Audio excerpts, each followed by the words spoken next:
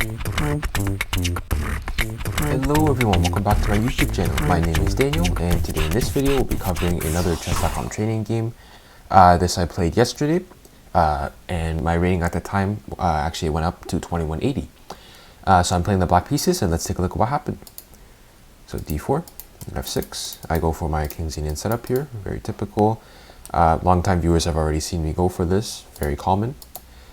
And since my opponent played the London system, in this game I decided to try out some preparation I had done, which involves trying to play e5 at some point.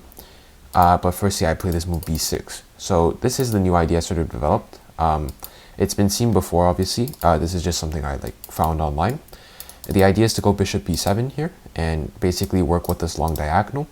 And then the alternative idea is to play e5 after. So I can't play e5 right here, even though I do have like 3 defenders here. Because if I play e5 here, then you'll notice that after takes, let's say pawn takes, then here after knight takes and knight takes, here there is queen captures on d8, and after rook takes and bishop takes, white is still able to gain a pawn because this rook is now on the d file and it's not controlling this pawn.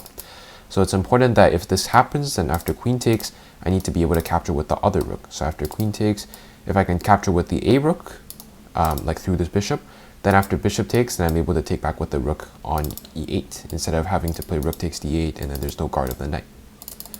So that's sort of the idea with playing b6, is to develop this bishop to b7, work on the long diagonal, as well as allow e5 because then this rook on a8 would be able to support my queen on d8.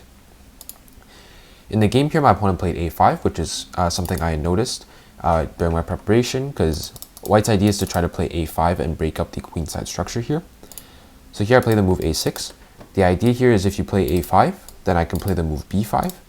And then basically this pawn is just stuck here, and then I can play bishop b7 and still go for my idea with e5. And this structure here also counteracts this bishop from being able to go on this diagonal and target f7 along with the knight, or with the queen potentially. So in the game here, my opponent plays b4, and I'm very happy with this because with this structure, whatever my opponent pushes forwards, I can lock by basically not capturing the pawn. So here I play bishop b7. So for example, what I'm trying to say is if you play a5, then I can play b5 to lock up the structure here. And if you play b5, then here I can play a5 and lock up the structure this way. And then here I'm always still threatening e5, and this is relatively playable for both sides. In fact, I think, in my opinion, I feel like this is more playable for black than for white because black has a very clear plan, which is to play the move e5. So a6, b4, bishop b7, knight b to d2, simply developing. And here I strike with my move e5. This is now even better because you can't even trade queens now because the knight's in the way. Here takes, I play pawn takes, and here after bishop h2, this is something I had also prepared. I'd looked pretty far into this line, which is I can now play the move e4.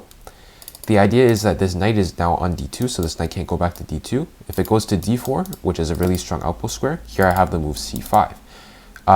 This is also another benefit of playing the move a6. So after knight d4 and playing c5, this prevents the knight from being able to go to the b5 square because this pawn is now controlling the square.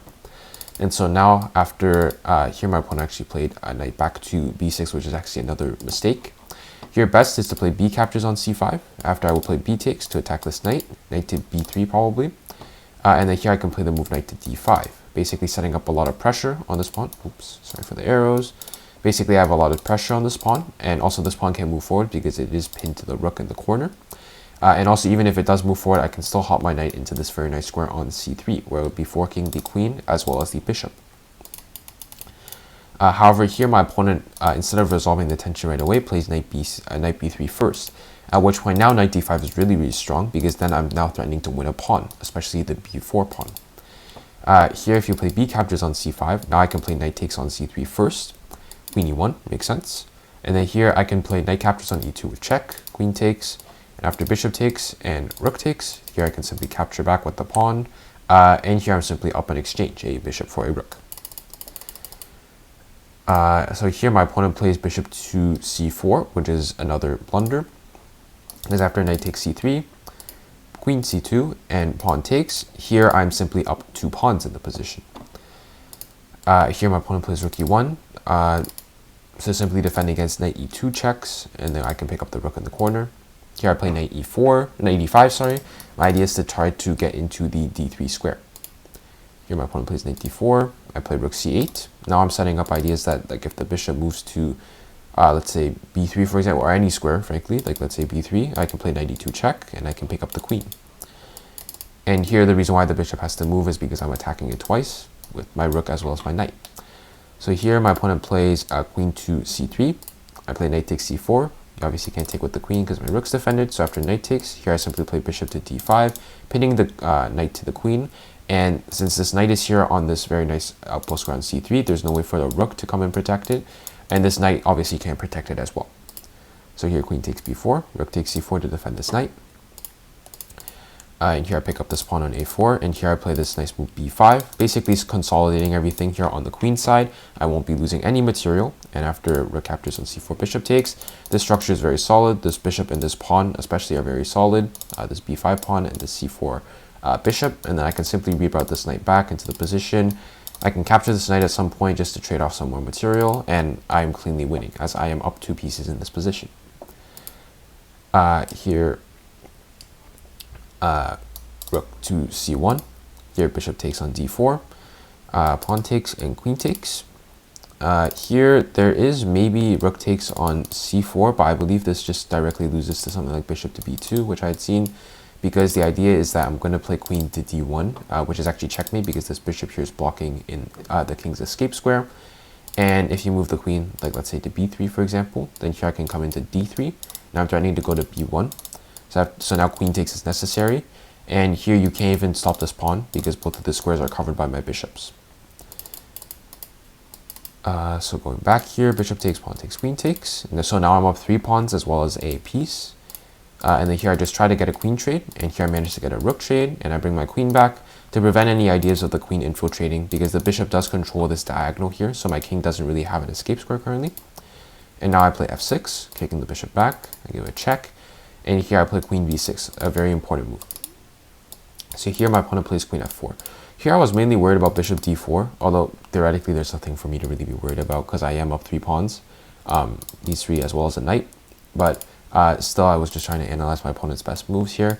Queen f4 is what my opponent played, and here I played king f7. Here I realize I'm not worried about the move queen h6 because I simply have queen captures on f2.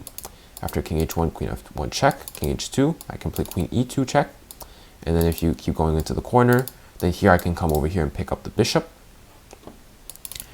Or even better here, I guess, yeah, queen captures on a1, and after takes, my king does go on a little walk, but then here at this point, after queen g1 check, and something like, we'll say king f5, and if you play g4, then here I can play king f4, I can play queen b8 check, but here I can simply play king f3, sorry, not king f3 because there's queen g3, but here I can simply play the move queen e5, blocking this check, and there's no more checks, and after my king moves, I'm able to give a check, and my queen should be able to slip in to give checkmate.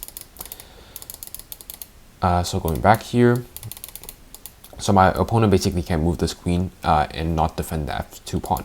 So here, h4, my opponent tries to generate counterplay on the king side, but here I simply just march my pawn forwards, and I should be able to get to make another queen. Also, another note is you can't capture here because my queen on b6 does protect the f6 pawn. So here takes, still can't play queen h6, so I play b2, takes, I take with the knight. There's no queen c7 check because if I took this way, there is queen c7 check. I'm still winning, but this just makes it a little bit more complicated. Also, I have very low time here, so it's best to not try to complicate the waters. So knight takes, and here I just consolidate this chain here, all on light squares so that this bishop can always protect.